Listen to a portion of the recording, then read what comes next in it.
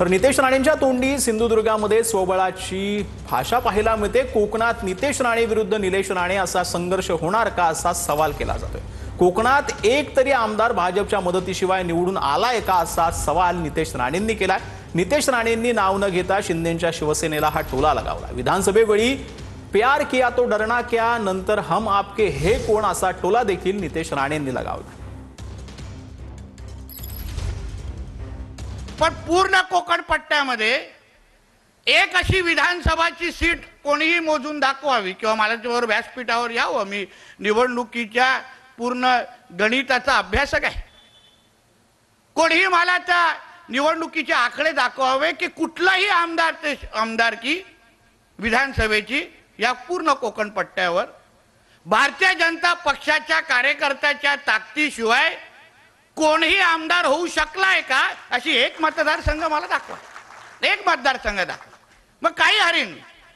मग ही अगर भावना प्रत्येकाच्या मनामध्ये आहे तर आपण आपल्या आपल्या नेत्यांकडे ही भावना व्यक्त करतो आणि काम सुरू केलेलं आहे। म्हणजे विधानसभेच्या टायमाला प्यार किया तो डरना क्या होतं आणि विधानसभेच्या नंतर हम आपके कोण झालेलं आहे। त्याला आम्हालाच कळत नाही नेमकं लफडं कुठे झालं तेच कळत नाही। काय तुम्ही आपले प्रभाकरजी एक दुसऱ्याकडे कुठे गेले बघत असतो। अरे तुम्ही चुकलात का मी चुकला सांगा तरी। कोण गुन्हेगार, कोणाला चव्हाण साहेबांचा अवेळी फोन येणार हे तरी सांगा। तर विरोधकांना चारी मुंड्या चित करायचा संकल्प करा असं एकनाथ शिंदेंनी म्हटलंय। कोल्हापुरातून उपमुख्यमंत्री शिंदेंनी निवडणुकीचं रणशिंग फुंकलंय। 3 तारखेला गुलाल उधळायला मी तुमच्या सामील होईल असं देखील एकनाथ शिंदेंनी म्हटलंय। आगामी निवडणुकीमध्ये जिंकण्याचा शिंदेंकडून विश्वास व्यक्त करण्यात आलाय। सुपारी फुटली आहे, आता लगीन घाई सुरू झाले ना। तयार आहे ना तुम्ही सगळे लढायला आणि जिंकायला? जोरात तयारी आहे। विधानसभेत सिंगल पलटी झाली ना, निवडणुकीत खटक्यावर बाट जाग्यावर डबल पलटी झाली पाहिजे। तर कुठल्याही खानाला मुंबईचा महापौर होऊ देणार नाही असं अमित साठम यांनी म्हटलेलं आहे। खान ही देशविघातक शक्तींशी हात मिळवणी करणारी मानसिकता असल्याचं अमित साठम यांनी म्हटलं। मुंबईचे भाजपचे अध्यक्ष अमित साठम यांच्या वक्तव्यानं वादाची शक्यता आहे। जगातल्या काही आंतरराष्ट्रीय शहरांमध्ये घुसखोरी होते, त्या शहरांचा रंग बदलण्याचा प्रयत्न होतोय। अशा प्रकारचे प्रयत्न मुंबई शहरामध्ये सुद्धा होऊ शकतात।